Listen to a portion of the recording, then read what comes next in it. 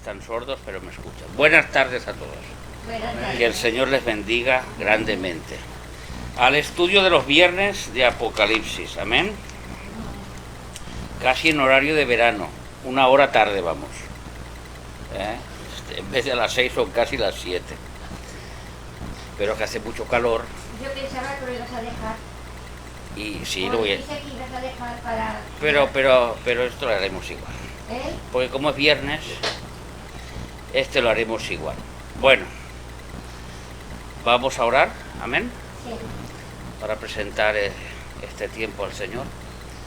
Padre, te damos gracias en esta noche, Señor, en esta tarde, porque estamos los hermanos reunidos juntos, Señor, para escuchar tu palabra, para alabarte, para adorarte.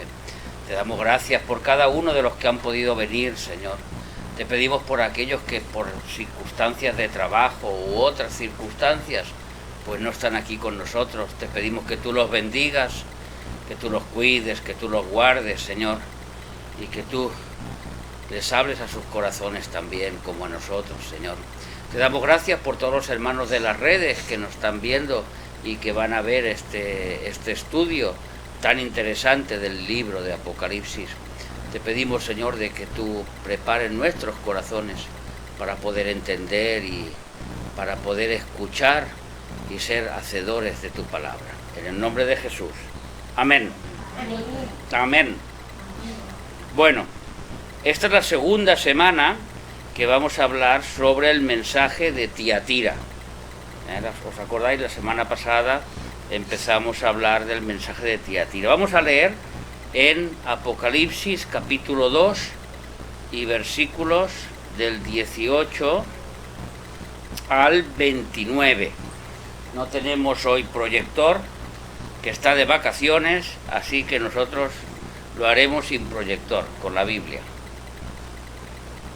Cuando tengan Apocalipsis, el último libro de la Biblia.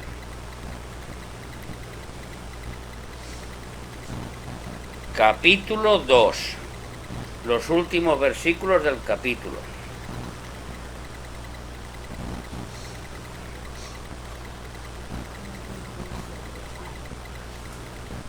Capítulo 2, versículo 18. Amén. A ver, amén ya. Amén. Muy bien. Dice Jesús a Juan, y escribe al ángel de la iglesia en Tiatira, el Hijo de Dios, el que tiene ojos como llama de fuego y pies semejantes al bronce bruñido, dice esto: yo conozco tus obras, y amor, y fe, y servicio, y tu paciencia, y que tus obras postreras son más que las primeras. Pero tengo unas pocas cosas contra ti, que toleras que esa mujer Jezabel, que se dice profetisa, enseñe y seduzca a mis siervos a fornicar y a comer cosas sacrificadas a los ídolos. Y le he dado tiempo para que se arrepientan, pero no quieren arrepentirse de su fornicación. He aquí, yo la arrojo en cama y en gran tribulación a los que con ella adulteran, si no se arrepienten de las obras de ella. Y a sus hijos heriré de muerte, y todas las iglesias sabrán que yo soy el que escudriña la mente y el corazón, y os daré a cada uno según vuestras obras.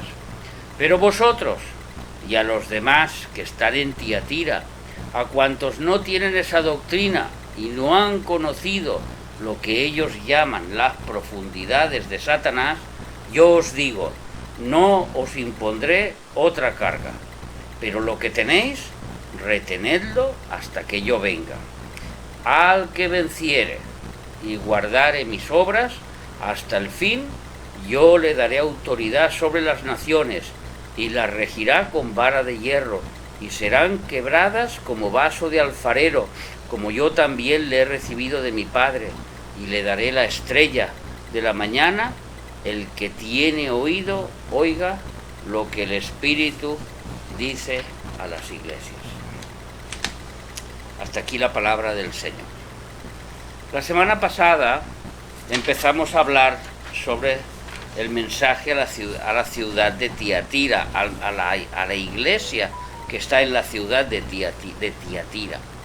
La palabra Tiatira significa sacrificio continuo y se compara esta iglesia con la iglesia que permite el pecado. Es la iglesia que está casada con el mundo, donde está permitido una vida de santidad y una vida de pecado. Es lo que hemos podido leer en esta lectura.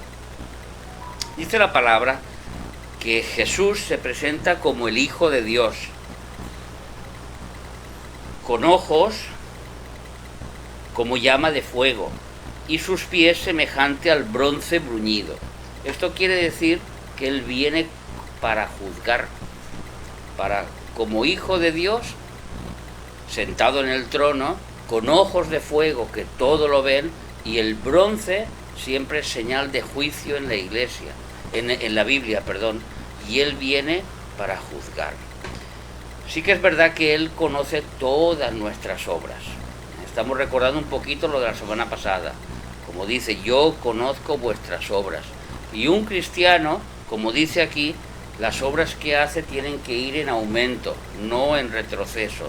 Cuando uno se convierte al Evangelio es tiernecito y conoce poquitas cosas, pero según va creciendo en el Evangelio y va creciendo en el conocimiento de Dios y de su palabra, pues automáticamente las obras tienen que acompañar esa fe que va en aumento. Por eso dice, yo conozco tus obras y que son mayores las postreras que las primeras.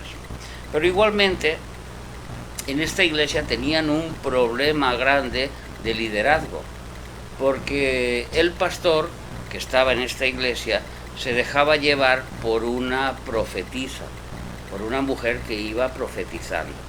Y profetizaba de una manera que, según a ella le convenía, iba moviendo los hilos, o mejor dicho, ella tenía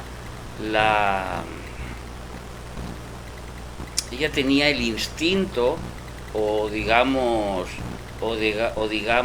su forma de actuar era de inducir a los demás a hacer lo que ella quiere. Ese es el espíritu de Jezabel en la Biblia.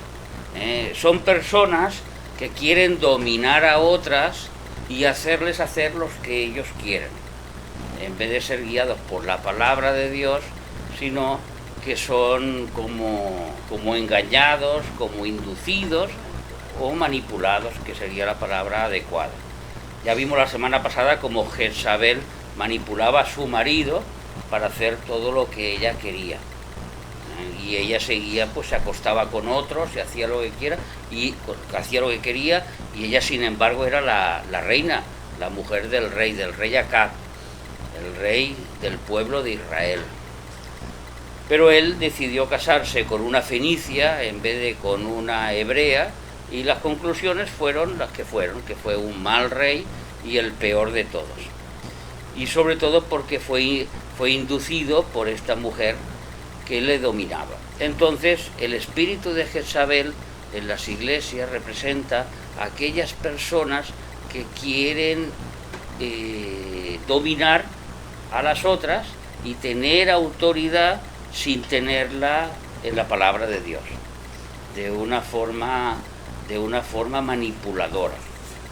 Así pasa también muchas veces en los hogares, donde hay mujeres que quieren dominar a los maridos y los manipulan para hacer la voluntad de ellas. No es que se tenga que hacer la voluntad del marido, se tiene que hacer la voluntad del matrimonio. Eso es lo que dice la Biblia, someteos unos a otros. No es que uno sea mayor o otro sea menor. Pero hay personas que manipulan para llevar las cosas a su término. Esto era lo que Jesús les reclamaba a estas iglesias, en que ustedes, les dice, han permitido que esta profetisa enseñe y seduzca a mis siervos a fornicar y a comer las cosas sacrificadas a los ídolos. Esto va muy bien ahora en estos tiempos en que aquí en España empezamos con la campaña festiva en casi todos los pueblos de toda España, donde está muy bien hacer unas fiestas, donde el pueblo se reúne y donde el pueblo pues festeja pues la constitución del pueblo, cuando se creó el pueblo y todas esas cositas que están muy bien, hacen unidad, hacen piña, hacen que todos se sientan bien, pero detrás de esto siempre hay un mensaje diabólico que las personas que no son cristianas no lo llegan a ver. ¿Por qué? Porque se hacen comidas, se hacen fiestas, se hacen bailes y todo está ofrecido a los santos. Cada pueblo de España tiene su patrón o patrona, según dicen ellos, un santo o una virgen. Y entonces toda la fiesta que envuelve esa festividad, valga la redundancia, pues se centra en ofrecerle toda la festividad a ese santo o a esa virgen. Sabemos que la Biblia nos dice que detrás de los santos, detrás de las imágenes, detrás de las vírgenes que no son verdad, todos son imágenes, están los demonios. Por eso dice la Biblia a comer cosas sacrificadas a los ídolos, a los demonios. Es muy bonito que todos se reúnen en la plaza del pueblo, donde sea, y todos comen juntos una paella popular o cualquier cosa que se haga. Eso está muy bonito y eso se podría aceptar un cristiano en una fecha normal y corriente, pues por el desvenimiento, digamos así, de que viniera alguien a visitar el pueblo. Imaginaros que viniera el presidente del gobierno o el presidente de la comunidad o viniera una autoridad y se crea una fiesta pues para recibir a esa persona, pues sería una festividad donde un cristiano puede participar, porque simplemente es un hecho simbólico que viene una persona y nos reunimos para recibirlo. Pero en estos casos, en estas fiestas populares que ya están en todos los lugares, aquí y ahora empezarán en otro lugar y luego empiezan en otro y así por todos los pueblos, estas comidas que hacen son pues ofrecidas a los ídolos, porque son bendecidas básicamente por los curas que están como si dijéramos liderando estas fiestas y que se sabe claramente que son ofrecidas a una virgen o a un santo. Esto le pasó al profeta Daniel. El profeta Daniel, vamos a leer en Daniel capítulo 1, a ver si lo encuentro, no lo tengo escrito, pero nos va muy bien ahora con este comentario. El profeta Daniel es un profeta que la Biblia no dice ningún pecado de él, simplemente habla cosas muy, muy buenas, igual que de José. Sin embargo, de Moisés se le habla de pecados, del apóstol Pablo se habla de pecados, del apóstol Pedro se habla de pecados y de casi todos se habla de sus pecados. Pero de Daniel no se le nombra ningún pecado, igual que José. Y Daniel fue un niño que tenía unos entre 14 y 16 años, cuando el rey Nabucodonosor entró en Judea y se llevó cautivo a 100.000 personas de los judíos. Y entre ellos estaba Daniel y sus 3 amigos. Y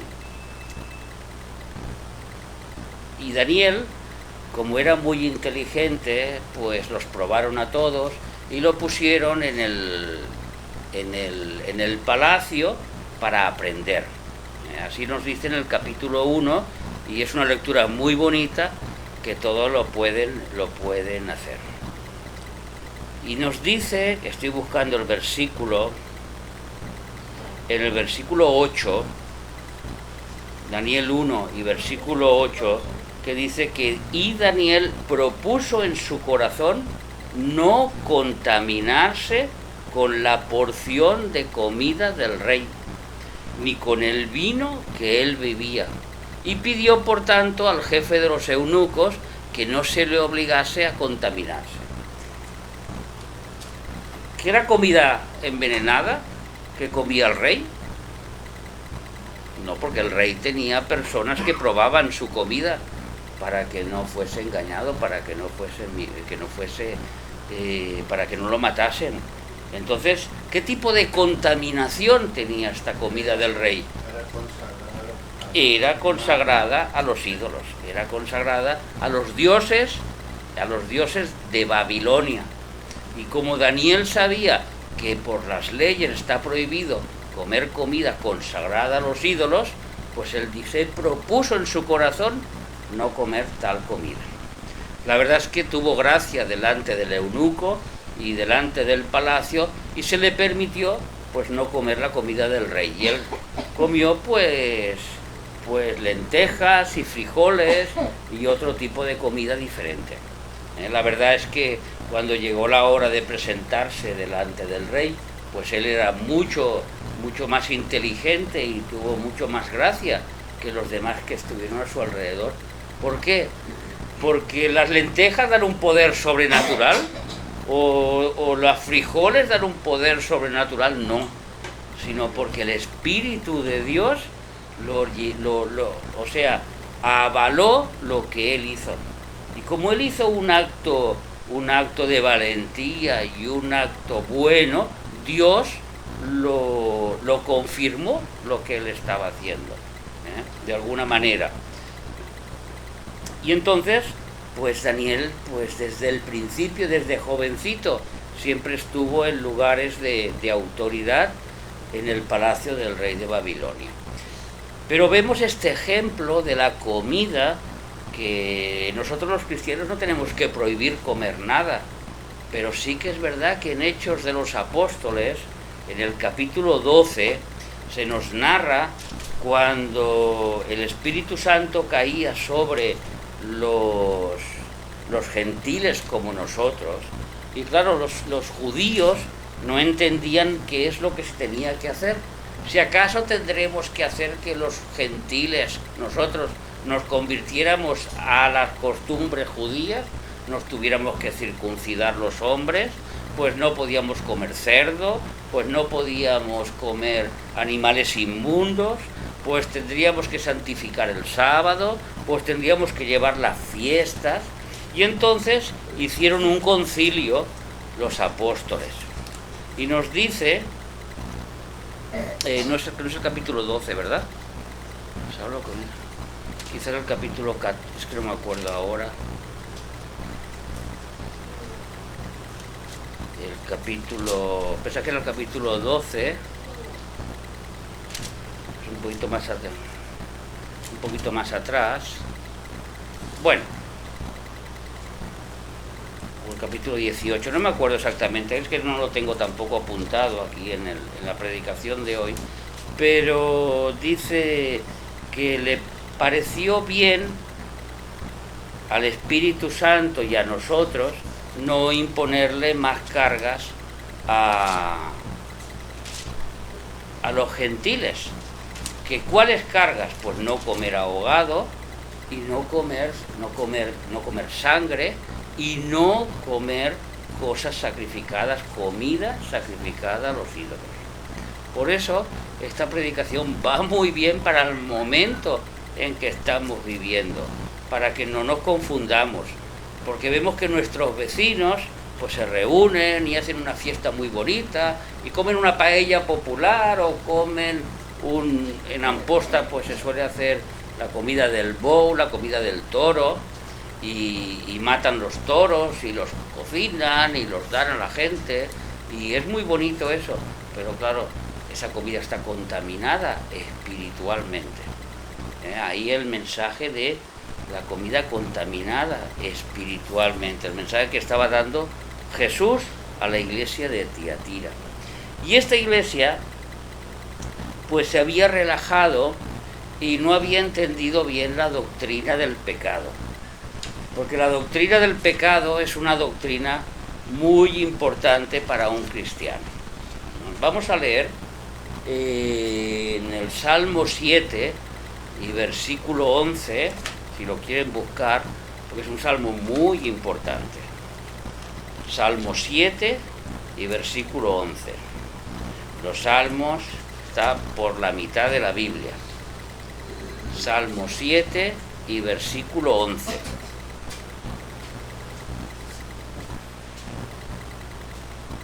Dice así: Dios es juez justo. Y Dios está enfadado, muy enfadado. La palabra es airado contra los pecadores todos los días.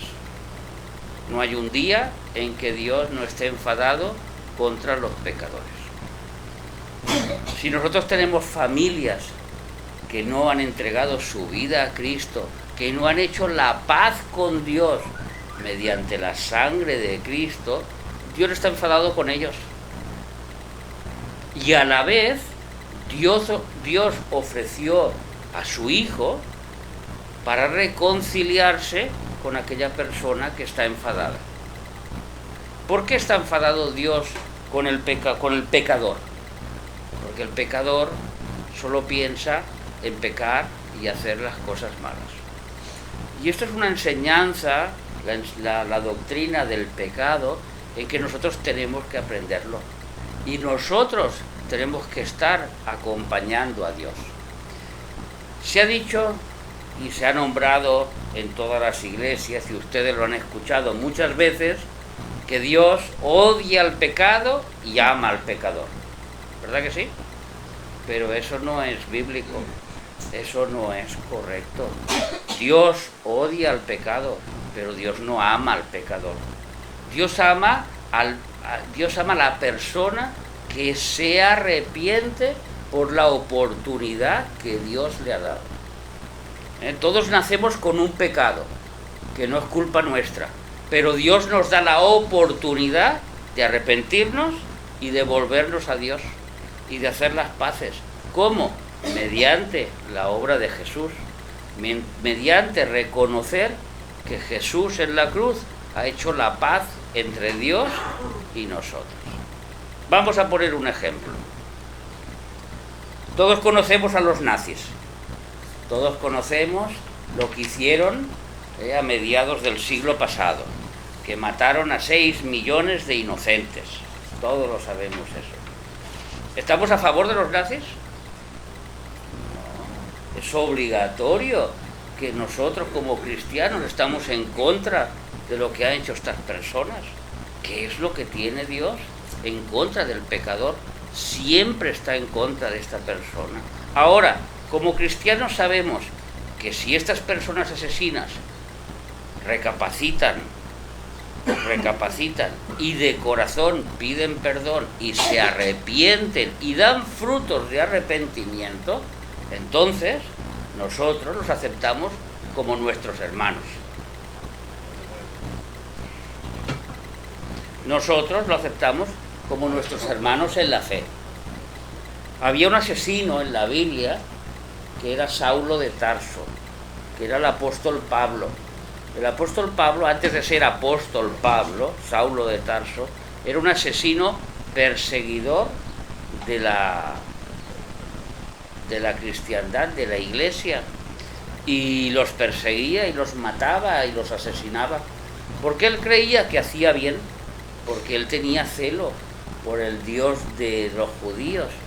Sin embargo, cuando Jesús se le presentó: Saulo, ¿por qué me persigues? Y Saulo dice: yo no te persigo a ti. Sí, porque cuando persigue a la iglesia, está persiguiendo a Jesús. Dios estaba enfadado con Saulo. Dios estaba airado por lo que él estaba haciendo. Pero sin embargo, se le presentó la oportunidad del arrepentimiento. Y dentro de la doctrina del pecado está la doctrina del arrepentimiento. Aquella persona que se arrepiente del pecado, no que tiene remordimiento. Porque Judas, que entregó a Jesús, cuando entregó a Jesús y vio que empezaron a pegarle, y vio que empezó a pasar todo aquello, dijo: uy, uy, uy, la que yo he hecho. Uy, uy, uy, la que he armado. porque claro, he entregado a Jesús y aquí le están pegando y aquí le están haciendo de todo, y yo no me esperaba esto. Yo pensaba que él, como decía él que era el Hijo de Dios, pues con su poder pues se soltaría y yo sería rico y él se soltaría y sería el rey y aquí todos estaríamos felices. Y cuando vio que esto no pasó así, pues tuvo remordimiento. ¿Cómo sabemos que tuvo remordimiento y no arrepentimiento? Porque no pidió perdón. Él no se acercó a Jesús, ni se puso a llorar, ni estuvo en un momento contristado, nos dice la Biblia, no en ningún momento, sino que se sintió agobiado, se sintió triste, se sintió mal, y la única solución que encontró fue la de suicidarse, cosa que un cristiano eso es imposible. Pero él encontró la solución del suicidio. ¿Por qué? Porque los demonios que lo estaban dominando lo llevaron a suicidarse. Nosotros, los seres humanos, todos tenemos en nuestro cerebro la acción de autoprotección. Nosotros nunca nos hacemos daños a nosotros mismos. Una persona que esté cuerda no se va a cortar el brazo, ni se va a cortar o mutilar una pierna, ni se va a hacer daño de forma consciente. Pero los endemoniados, nos dice la Biblia, que ellos se hacían daño, se cortaban, se tiraban por el suelo. Decía en cierta ocasión que el diablo lo tiraba por el suelo, lo quemaba, lo echaba al agua, lo echaba al fuego para hacer daño. Entonces vemos que esto que le pasó a Judas, y las personas que se suicidan son personas que están inducidas por los demonios. Están personas que están llevadas por los demonios para hacer estas cosas. Eso es el remordimiento. ¿Qué es el arrepentimiento? Lo que hizo el otro apóstol, que fue Pedro. Pedro hizo algo peor que Judas. Aunque nosotros creemos que lo peor que hizo fue Judas entregar a Jesús, lo peor fue lo que hizo Pedro. Porque Jesús nos dice en cierta ocasión que el que me negare delante de los hombres, yo le negaré delante de los ángeles de Dios. Eso no lo dijo del que le entregara. Lo que le entregara simplemente lo entregó para que los demás hicieran con él. Pero el que lo negare es peor. Y Pedro lo negó 3 veces, delante de niñas, delante de jóvenes, delante de un sirviente. Y él lo negó y maldijo a Jesús y dijo que él no lo conocía. Cuando levantó la cabeza, vio que Jesús lo estaba mirando. Y entonces le entró el arrepentimiento. Supo que había hecho mal. El Espíritu Santo lo contristó y supo que aquello era pecado. Su reacción, ¿cuál fue? La de llorar amargamente por el pecado que había hecho. El pecado nos tiene que doler. Ahora, no todo es pecado. No todo es pecado. Pecado es pecado. Las cosas que son pecadas están escritas en la Biblia y son muy fuertes. Pecados sexuales, pecados de mentira, pecado de falta de amor, muchos tipos de pecados, pero no todo es pecado. Por eso cuando venimos a la Biblia, cuando venimos a la iglesia, cuando tenemos comunión con la Biblia nos va mostrando y vamos aprendiendo las cosas que le agradan a Dios y las que no le agradan. Las cosas que son permisivas para un cristiano y las que Dios dice que son pecado, y Él está airado con aquellas personas que practican el pecado. Esto es la doctrina del pecado. Y esta iglesia de Tiatira pues no tenía esta doctrina, sino que le daba lo mismo que pecaran como que no. Mientras fueran a la iglesia, mientras el domingo cantaran, mientras el domingo se reunieran, todo estaba bien. Por eso dice que permitía que pasara estas cosas. Dice en el en el versículo 21, dice que Dios da oportunidad al pecador para arrepentirse. Él está airado, pero le da oportunidad. Y le he dado tiempo para que se arrepienta, pero no quiere arrepentirse de su fornicación. No es que fuera una fornicación en que tuviera relaciones sexuales esta profetisa y estos cristianos con personas del mundo. No, no. Aquí está hablando de una fornicación espiritual. Y cuando uno va con otros dioses, en la Biblia eso se le llama fornicación espiritual con relación a Dios. Es un pecado muy grande. ¿Por qué? Porque uno está engañando a Dios con otros dioses. Esto es una enseñanza de todo el Antiguo Testamento, es una enseñanza del pueblo de Israel en que Dios les amó, Dios les hizo todas las cosas buenas y ellos ofrecían sacrificio a otros dioses, en que Dios los perdona, Dios los bendice y ellos se van en busca de otros dioses, como pasó con Jezabel, con Acab, el rey, al casarse con Jezabel. Fue ofrecer ofrendas a otros dioses, a Moloch y a otros dioses. Para nosotros es lo mismo. Dice Dios que nuestro Dios es un Dios celoso. ¿Y cuál es el primer mandamiento? ¿O lo sabéis? Amarás a Dios sobre todas las cosas. Cuando tú amas más tu trabajo, tu ropa, tu casa, tu situación, tu familia, cuando tú pones a alguien delante de Dios, la Biblia te dice que estás fornicando, te estás vendiendo a otros dioses, que lo estás engañando con otros dioses. No concretamente estamos hablando de dioses, de ídolos, sino los ídolos que nosotros tengamos en nuestro corazón. Una de las enseñanzas que tuvo el padre Abraham cuando Dios le dijo: mira, ahora que tienes tu hijo y que la herencia del mundo y que todas las naciones del mundo serán benditas por la promesa de tu hijo, ahora lo tienes que llevar al monte y lo tienes que sacrificar. Una de las enseñanzas más grandes que nos da esa lectura o ese párrafo de la Biblia es que si por algún momento Isaac fue un ídolo para Abraham, Abraham lo ofreció delante de Dios.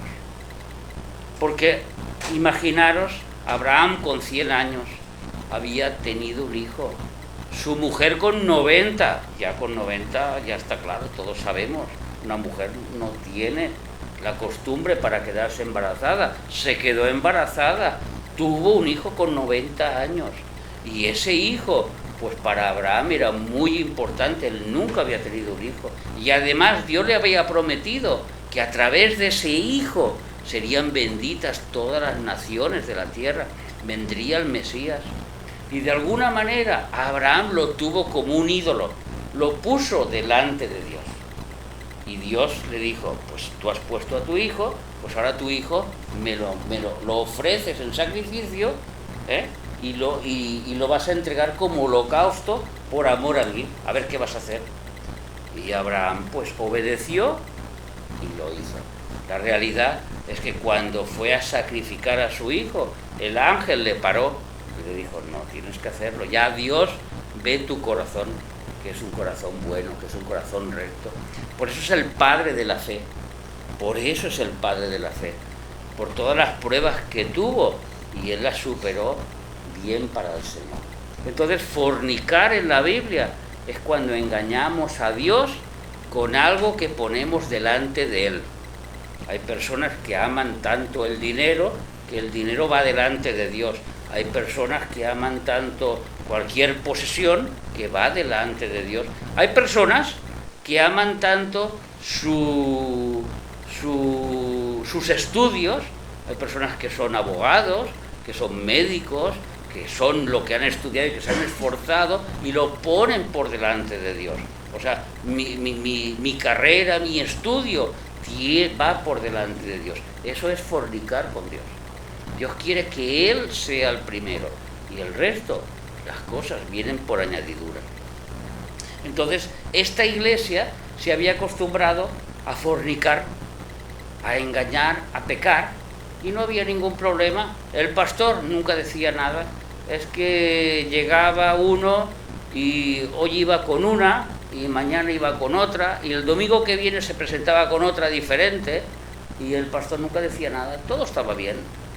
Jezabel era la que dominaba la situación para que todos estuvieran contentos y se hiciera según a ella le convenía, y esta era la situación de esta iglesia. Y aquí yo la arrojo en cama y en gran tribulación a los que con ella adulteran, versículo 22, si no se arrepienten de las obras de ellas. Aquí Jesús proféticamente está hablando lo que le va a ocurrir a la iglesia que no se quiere arrepentir, la iglesia que no quiere estar en santidad, la iglesia que está casada con el mundo. Bueno, un pecadito más, un pecadito menos, da lo mismo. Llevar una vida de santidad, pues ya voy a la iglesia el domingo, o ya voy al estudio el viernes, o ya escucho 4 adoraciones, y bueno, pues si tengo que engañar en el trabajo, pues se engaña. Pues si tengo que robarle la pinza a la vecina, pues se la robo. Pues esa es la ligereza que Dios no quiere que se haga.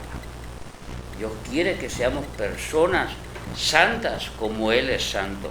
Hay una frase que dijo Jesús a sus discípulos: sed perfectos como mi Padre es perfecto.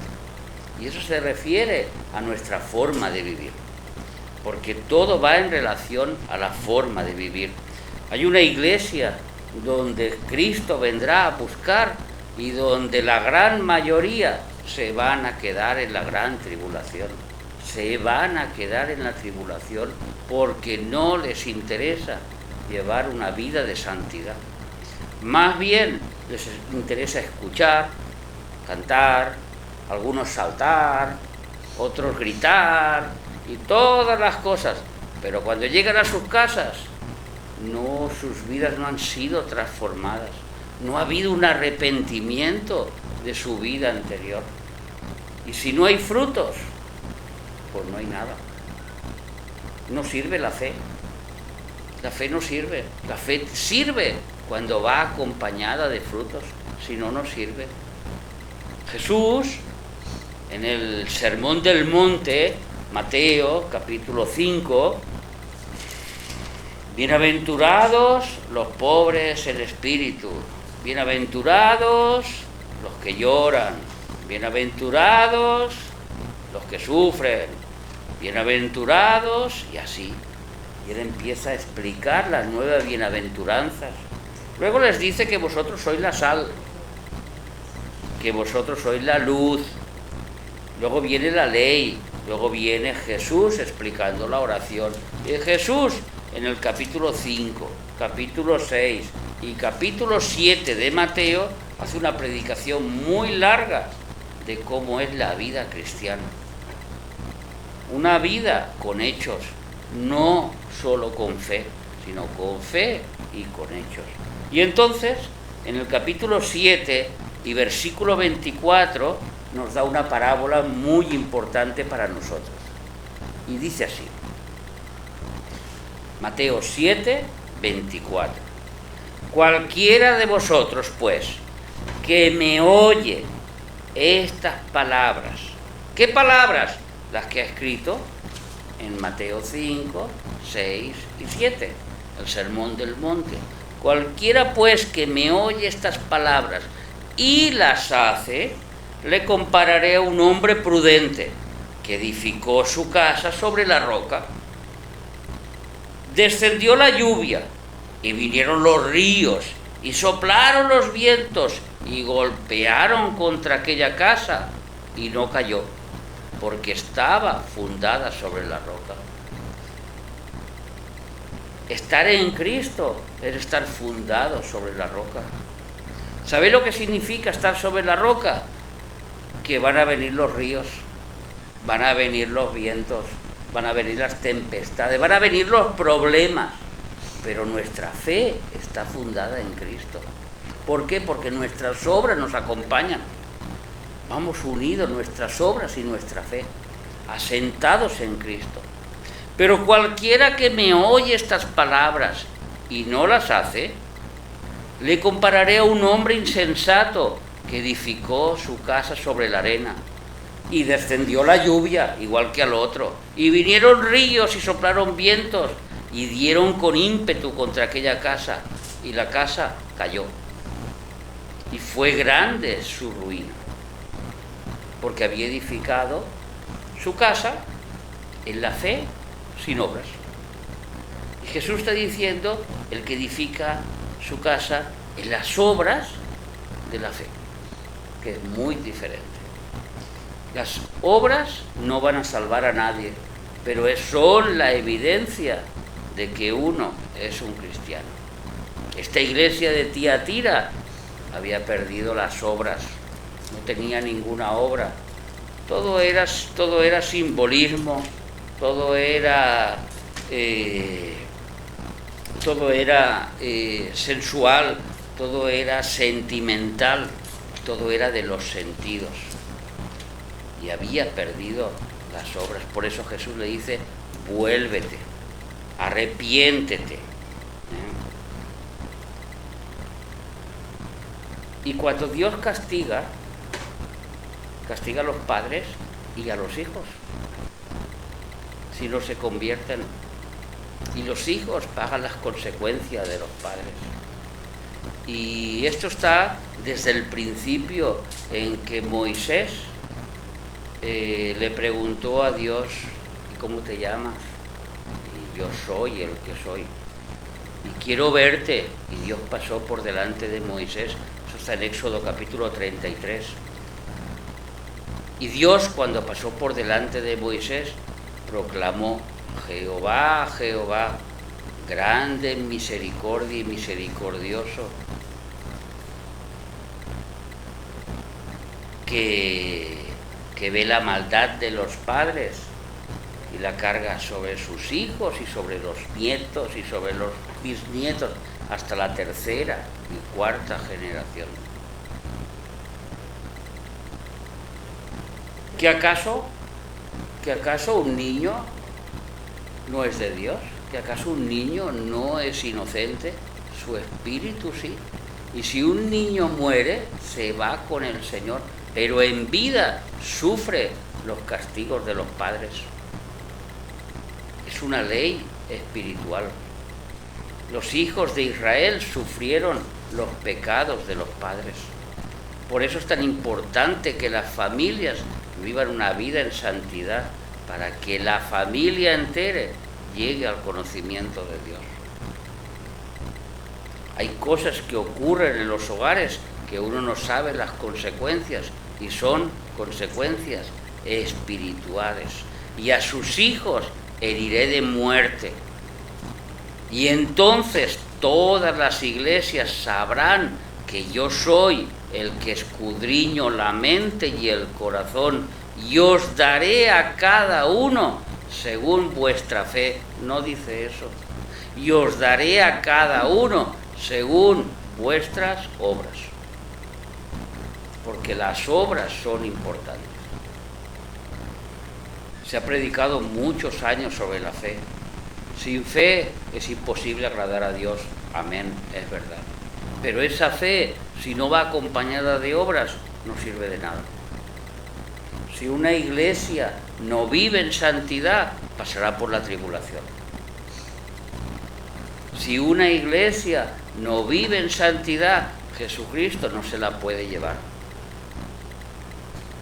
Porque la santidad es muy importante. Sin santidad nadie verá al Señor. Y sí que es verdad que una parte de la santidad la recibimos por Cristo, porque Él es santo.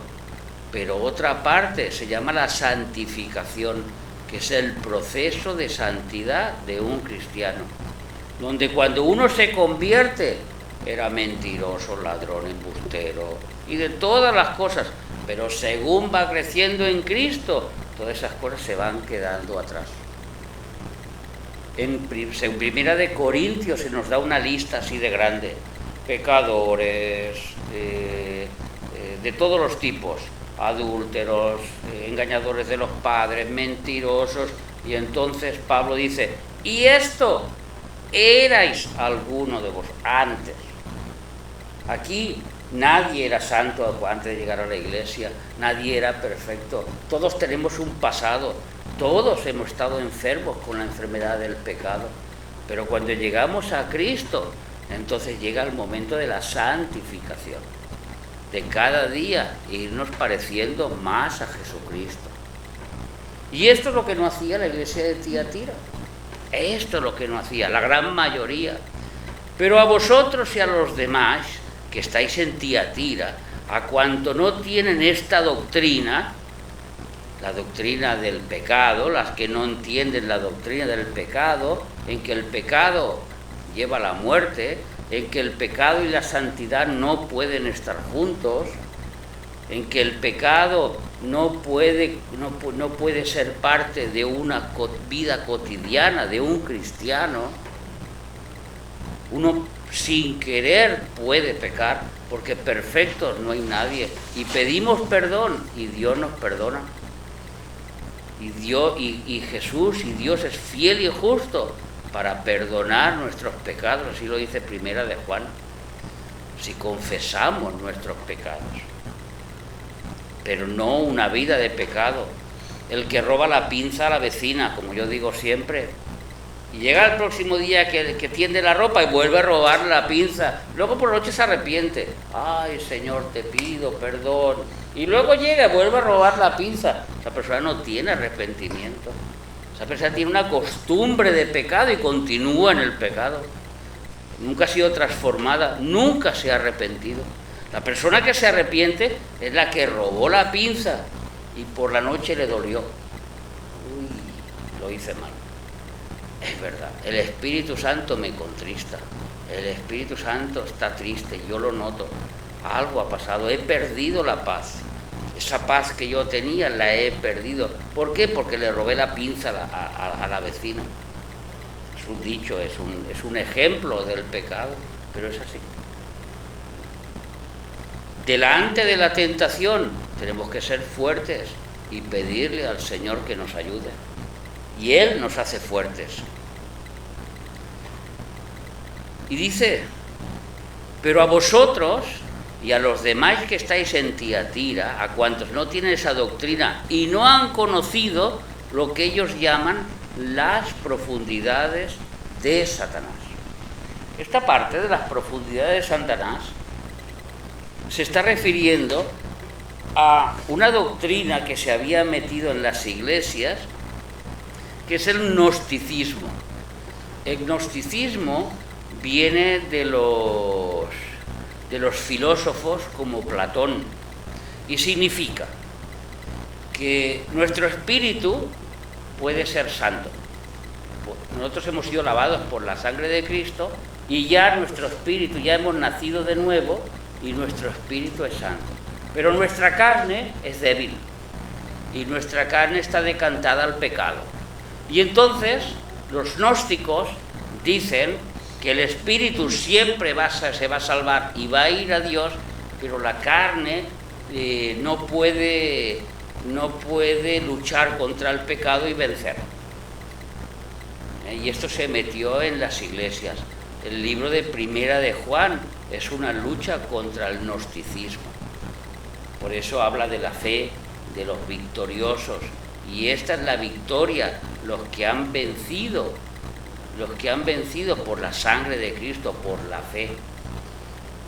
Los gnósticos son los que dicen que Cristo, su deidad y su carnalidad estaban separadas. No era una misma persona.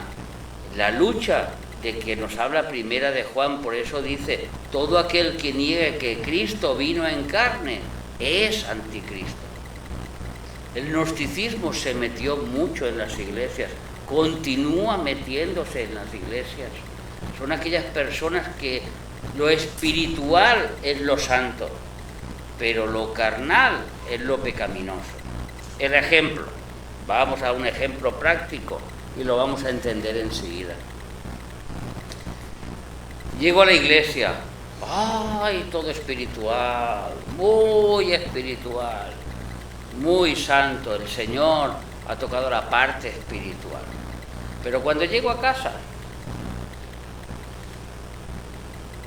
no para de enfadarse con la mujer, no para de llevar una vida de desorden, no para de la mujer de enfadarse con el hombre, no llevan una vida en orden, sino que el pecado florece sobre lo espiritual.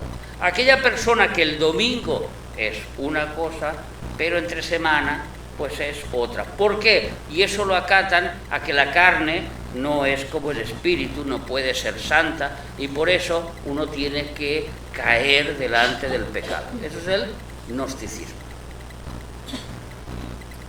Eso no es correcto, eso no es así. La Biblia nos habla de una lucha entre la carne y el espíritu, entre el espíritu y la carne. Gálatas capítulo 5 nos habla claramente de las obras de la carne y del fruto del espíritu. Romanos capítulo 8, mas si por el espíritu hacéis morir las obras de la carne, viviréis. El gnosticismo está metido todavía en las iglesias. Todavía hay iglesias que permiten el pecado simplemente con el hecho de que se puede ir a la iglesia y después llevar una vida cada uno más o menos. No del todo santa, no del todo correcta, más o menos. Y eso no lo permite la Biblia, eso no lo permite el cristianismo, eso no lo permite la palabra de Dios. O se es o no se es. O se está conmigo o se desparrama. El que conmigo no siembra, desparrama. El que no está conmigo, contra mí es. No existen dos colores, existe un color, o Cristo o no Cristo, no hay nada más. No está el gris ni está otro color, está o el negro o el blanco, no hay ningún color más. ¿Por qué? Porque Cristo es así de radical, porque su muerte en la cruz costó mucho. La muerte de Jesús costó mucho para librarnos de la ley, de la muerte, del pecado. Por eso nacemos de nuevo, nuevas criaturas. Pero aquel que no nace de nuevo, dice el proverbio, como nos dice segunda de Pedro, que vuelve el perro a su vómito y la puerca a la charca.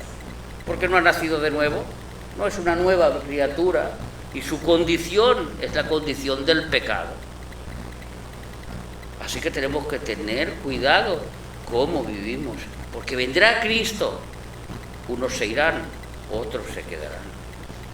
Y los que se queden lo van a pasar muy mal, lo van a pasar muy... Cuando empecemos a hablar sobre a partir del capítulo 4, sobre las cosas que van a llegar sobre este mundo, es una advertencia muy grande. Por eso Jesús dijo, bienaventurado el que lee y el que escucha la palabra de esta profecía y guarda. La palabra guardar es poner en práctica, es tenerla en el corazón para ponerlo en práctica, y guardan las cosas que en ella están escritas, porque el tiempo está cerca. Apocalipsis 1 y versículo 3. Así están las cosas, hermanos, y el mundo nos lleva al pecado y el mundo nos lleva a estas cosas. Por eso he dicho que hemos empezado, justamente ha ido muy bien esta predicación por los momentos que estamos viviendo en España ahora, que empiezan las fiestas populares, que son muy bonitas y que podemos ir, y están los caballitos de los niños, y hay ciertas cosas que son permisivas para un cristiano, pero hay otras cosas que uno tiene que estar atento, porque detrás del dulce está el veneno de Satanás. Detrás de la comida sacrificada a los ídolos están los demonios esperando influenciar en los cristianos. en las personas que tienen dominadas. Los del mundo están todos perdidos, pero nosotros no. Nosotros tenemos a Cristo y el Señor es el que va añadiendo a la Iglesia los que tienen que ser salvos. No es una obra del ser humano, es una obra del Espíritu Santo, es una obra de Dios, el que cada uno sabe quién va a ser y quién no va a ser salvo. Pero nuestra obligación es estar atentos, no contaminarnos con la comida del rey, dijo Daniel. No me voy a... Lo propuso en su corazón y Dios lo bendijo. Y nosotros queremos la bendición de Dios, porque quien tiene a Cristo lo tiene todo. Aparentemente los del mundo son felices, se ríen, saltan, están de fiesta, se emborrachan y llevan una vida de desorden y aparentemente, pero ya hemos vivido nosotros esa vida, ya la hemos vivido, una vida vacía, sin sentido, sin propósito, sin una meta, sin saber a dónde vas ni de dónde vienes, y el día que me muera, pues me morí. ¿Y dónde iré? Pues allí donde he decidido estar, allí donde yo he decidido estar. Y Jesús vino para cambiar justamente el destino del mundo, para cambiar el destino de todos los pecadores. Pero hay una palabra muy importante, hermanos, que tenemos que aprender en esta tarde, que se llama arrepentimiento. Sin arrepentimiento no hay fe, no hay buenas obras, no hay nada. Y el arrepentimiento lleva un cambio de vida, lleva un cambio de mentalidad, lleva un cambio de posición. A mí me duele robarle las pinzas a la vecina, ya no lo voy a hacer más. Eso es un cambio. Esta le lleva todas las pinzas. Es un ejemplo que estamos diciendo. Amén. Entonces vemos como esta iglesia de Tiatira estaba casada con el mundo. Es una iglesia casada con el mundo. Por eso la palabra Tiatira es la que no deja de sacrificar a los ídolos, la que no deja de pecar. Todavía nos queda pues una parte muy importante, que son los versículos del 24 al 29, que ya lo dejaremos para la semana que viene.